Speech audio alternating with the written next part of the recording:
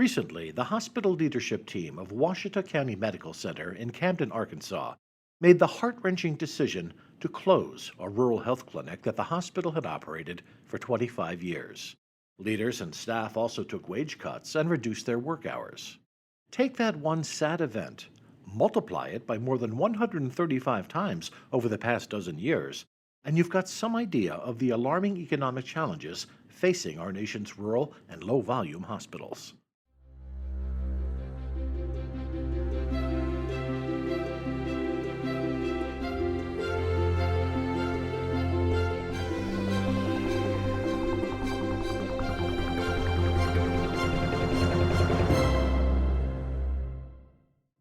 Welcome to Advancing Health, a podcast from the American Hospital Association.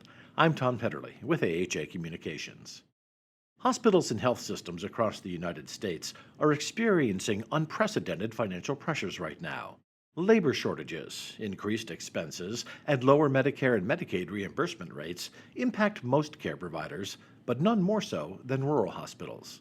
On this Leadership Dialogue Series podcast, AHA Board Chair Wright L. Lassiter III is joined by Peggy Abbott, CEO of Ouachita County Medical Center, to discuss how the current economic stressors are affecting the small rural hospital she leads.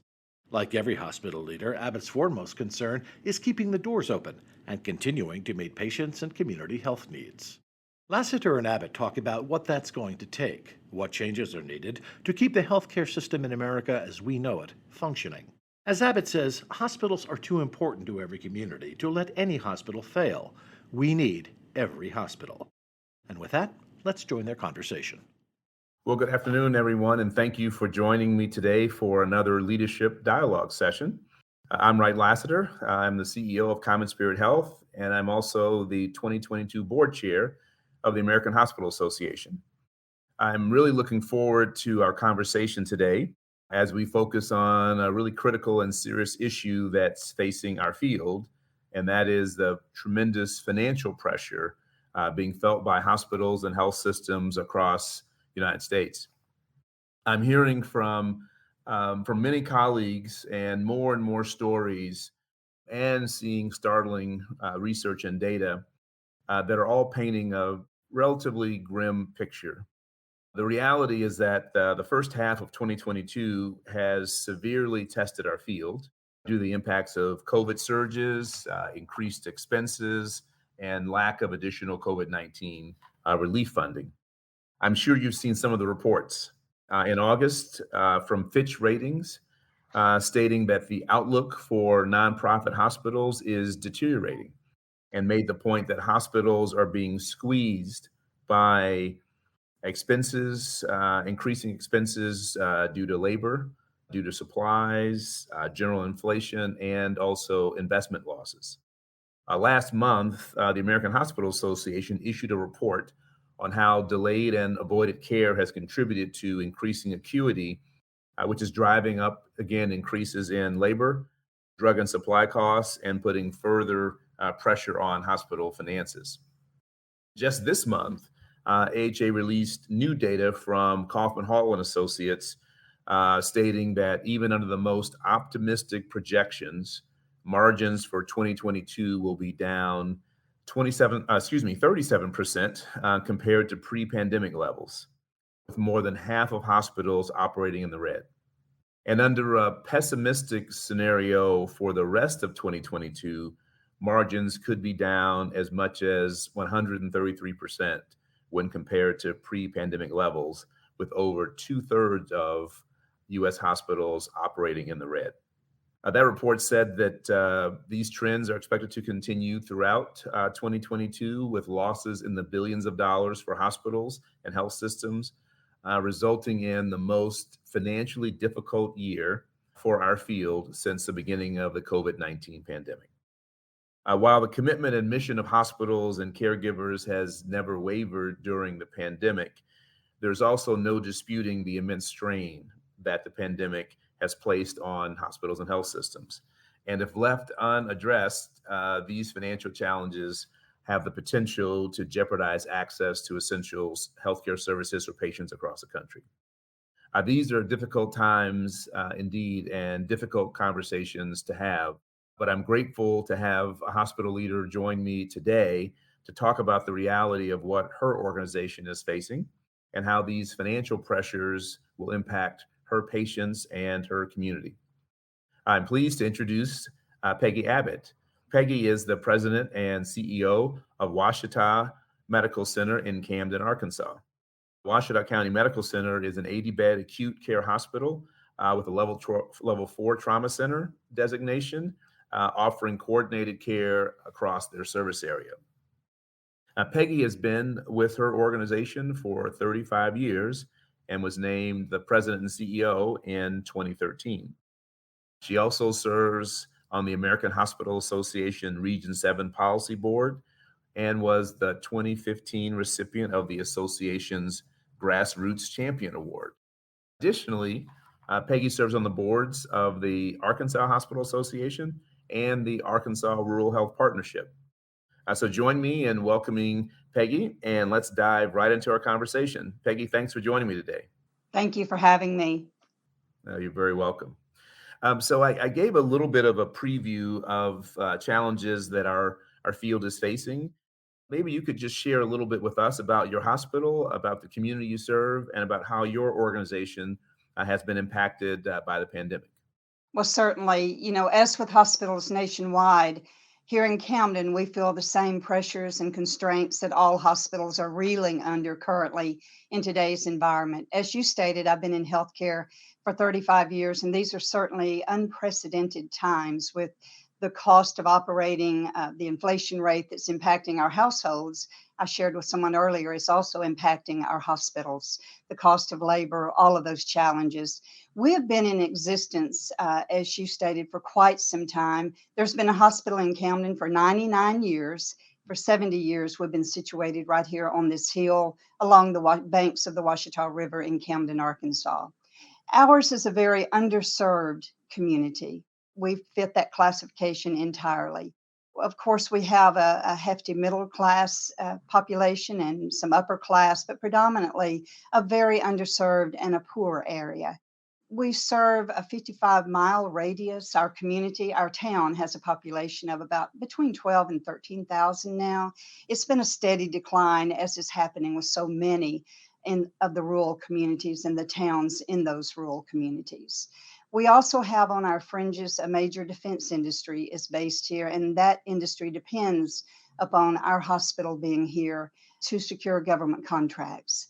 But most importantly, we are here to affect the lives of our community.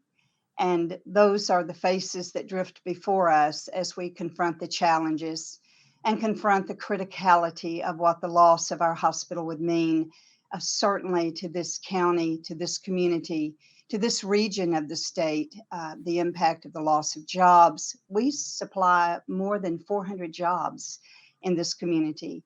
And although we are a small rural facility, we make a $52 million impact economically in this area. So we're vital to the economic standpoint of the community. But the primary reason that we are here is to affect changes in lives, to affect their availability, their accessibility to health care, and to be here in the middle of the night when that person needs care, and the reality of driving 2 hours away to another hospital is, it's just difficult to think of that happening. Well, as you share that story, unfortunately, that's a story in many, many communities, in particular in rural communities that have the full strata of our humanity. Some upper class, as you described, some middle class, but a large number of folks who are vulnerable and who really count on and need the access that you provide. Peggy, we know that financial pressures continue to mount as we come out of COVID. Can you share a little bit about the increased financial pressures that your medical center is facing? And I'd be particularly interested in understanding if these are new challenges or existing challenges that have now become more exacerbated as a result of COVID-19 pandemic. There has certainly been an exacerbation of some pre-existing situations. Being a small rural hospital, we of course have never had a hefty amount of reserves on standby.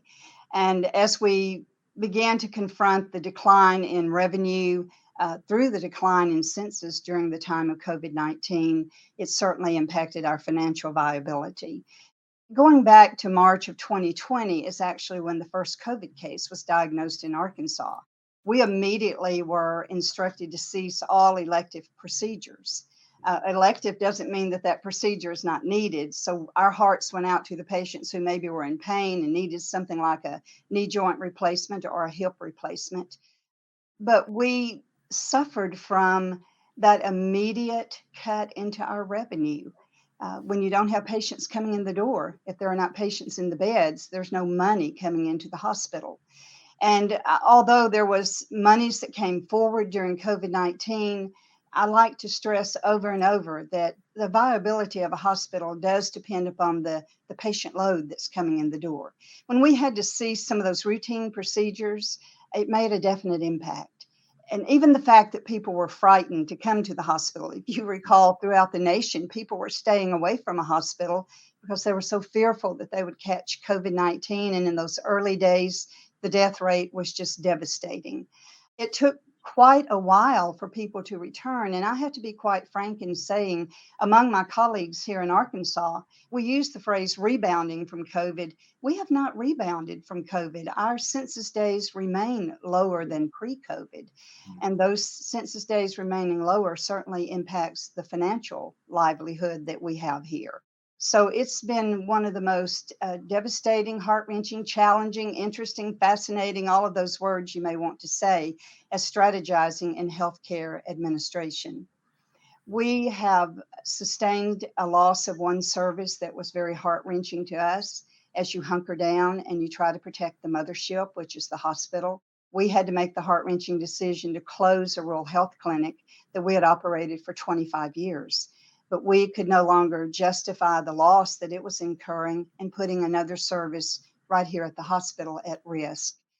We're trying to dig in and keep all of the service lines operating and available to our community because, as you would know, we are the safety net for our community. We not only operate the hospital, we have an urgent care clinic that is so critical to so many individuals who maybe don't feel that they have access to another clinic. So we're trying to survive the cost of increased cost in labor. The contract labor force has hit us negatively as it did every other community. And that shortage of staff is a very detrimental impact to access of care because, you know, if we don't have clinical staff on the floor, we can't have patients in the bed. And it's just a very unique, challenging time to keep a rural hospital afloat. You probably know that rural hospitals operate at a lower cost reimbursement by Medicare anyway. And when you have an impact to that census, and we have definitely had an impact to that Medicare census, it has a bold effect to the financial status of a hospital. We are committed that, however we have to figure it out, we will keep this hospital here. That's our goal. But regrettably, as we know through closures of hospitals, rural hospitals throughout the nation in the year 2020 in particular, we may have a goal, but you have to have the revenue and the cash on hand. More important than just a revenue stream coming, the cash in the bank is what we have to keep these hospital doors open for our community.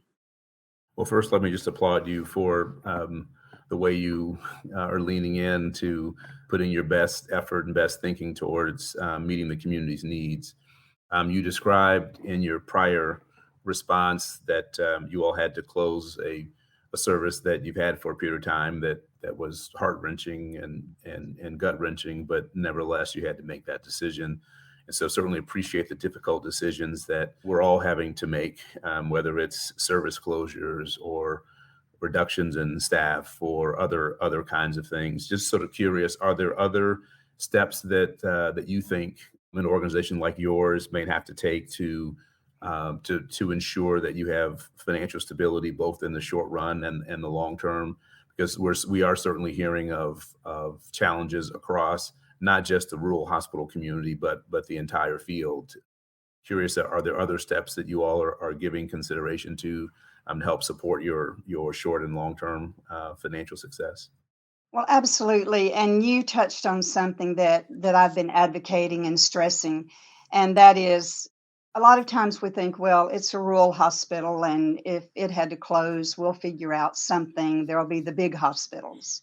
But when we see the huge losses that many of the health systems are posting year to date, that should sound the alarm throughout the powers that be that the healthcare system in America, as we know it, is very vulnerable if some steps aren't taken to turn this tide of lower reimbursements as compared to the high cost of operations. And what we have done, certainly more than the closure of that one clinic, before we even did that, many of us did a voluntary wage reduction, and I was the first one.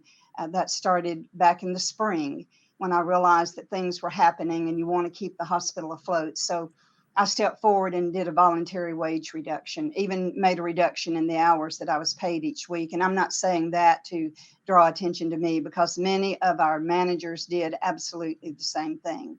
We made the difficult decision to do a mandated reduction of hours in the non-clinical departments, asking people to shorten their work days by anywhere from 1 to 2 hours a day.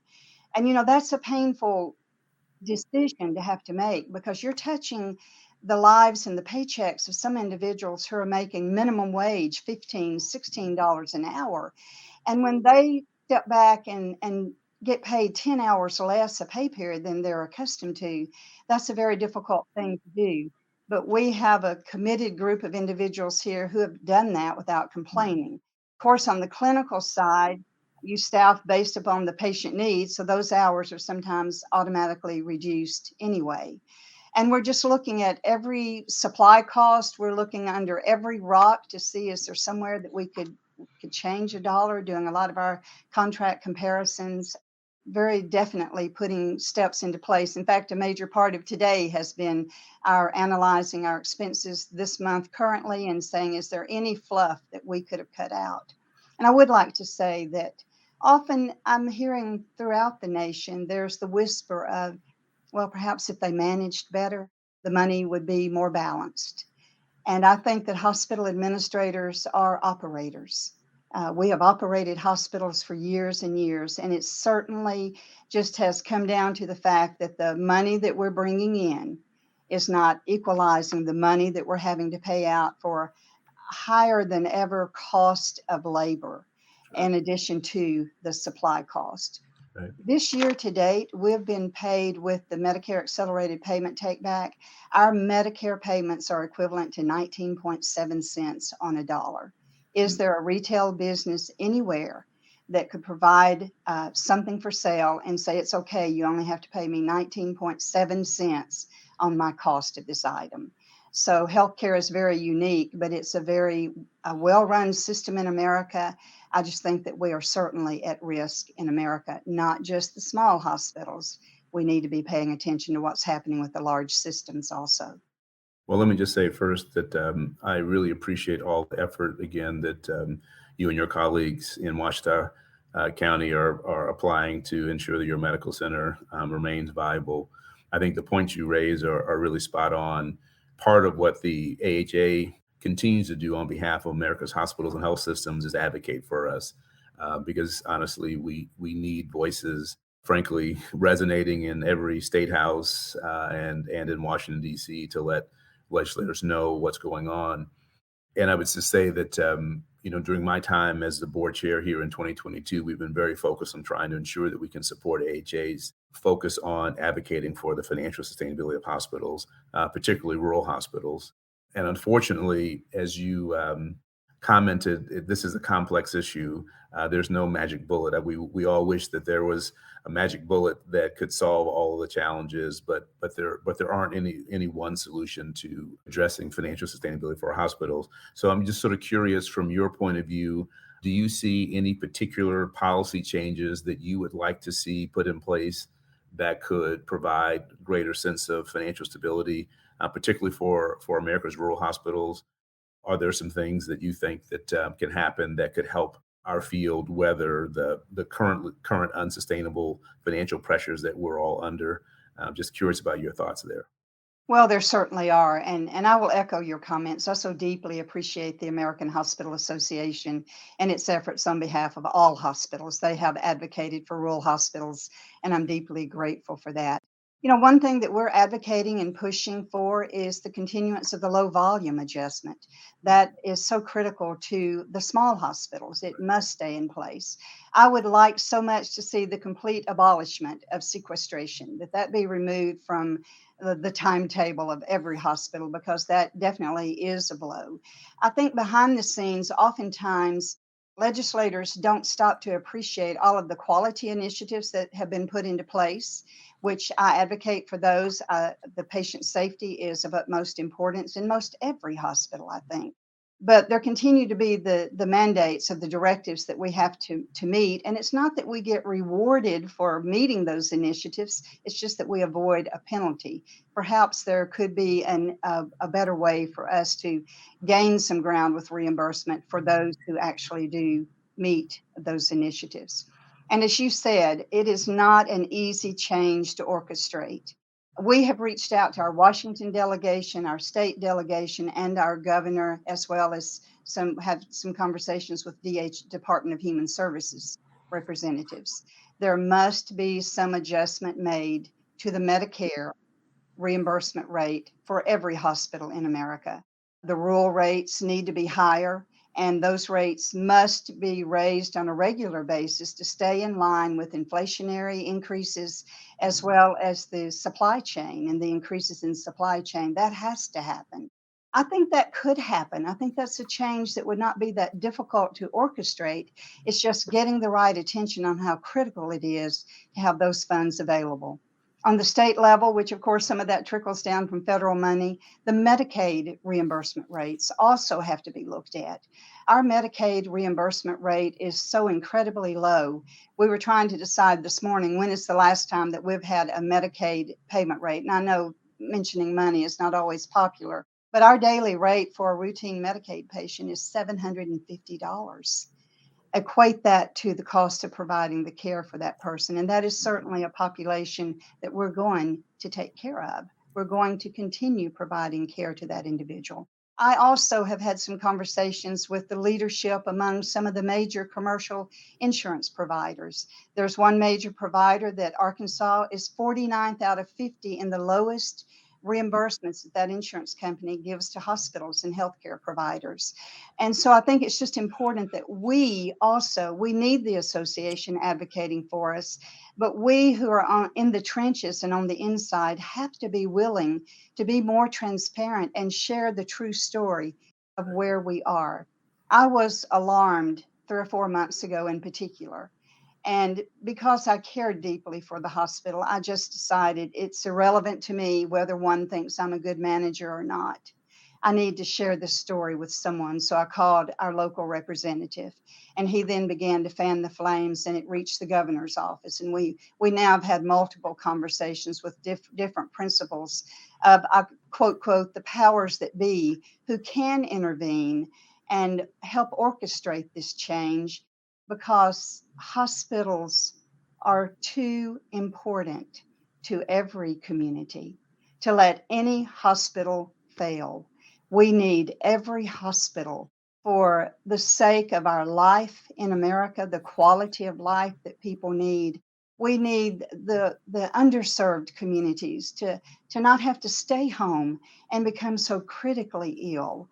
I shared that we provide the only ambulance service in our county. And I shared recently before a legislative body that I think of the non-English speaking individual, a young mother who appeared in our doors with a sick child. What would have happened to her, a person who had no transportation of her own, had we not been here? And I think that story resonates throughout America. It doesn't, and even the English speaking person, but I think of the challenges to those who are having challenges communicating with us. Thank goodness we had a community hospital here ready and able to help. At the end of every day, and I state this to our organization, none of us would be here were it not for a human life that needed us. Whether it's our business office, our human resources department, we are all serving those patients. And I know that this is more emotional than a lot of people like to get. But I would say to anybody, whether they are in positions of power to help orchestrate change or to the everyday citizen, at some point in every individual's life, whether it's at the time of birth, at the time of death, or somewhere in between, most all of us at some point need a hospital, or someone we love needs a hospital. How tragic it would be if individuals in America had to stay home and suffer or die from lack of access to care when we have the power within us in America to make the change that needs to be done. I just think that those who can help make it happen need to toughen up and help us make it happen, because that H in every community matters. Well, I really appreciate this dialogue. I get to this point in every one of these dialogues where I have to say I need to be mindful of our listeners' schedules. So I think we'll stop here today, not because I want to cut the dialogue off, but knowing that frankly our leaders and team members who watch these dialogues have a lot of work to do, as you've just described. But as you all just heard, our field is facing significant challenges, and for many, they're unsustainable.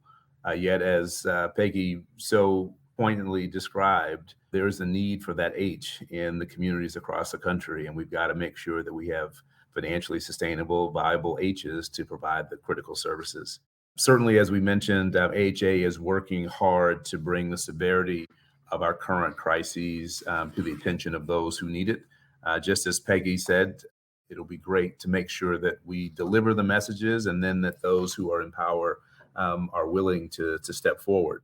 But we will continue to share these messages with policymakers, with the public, and the media.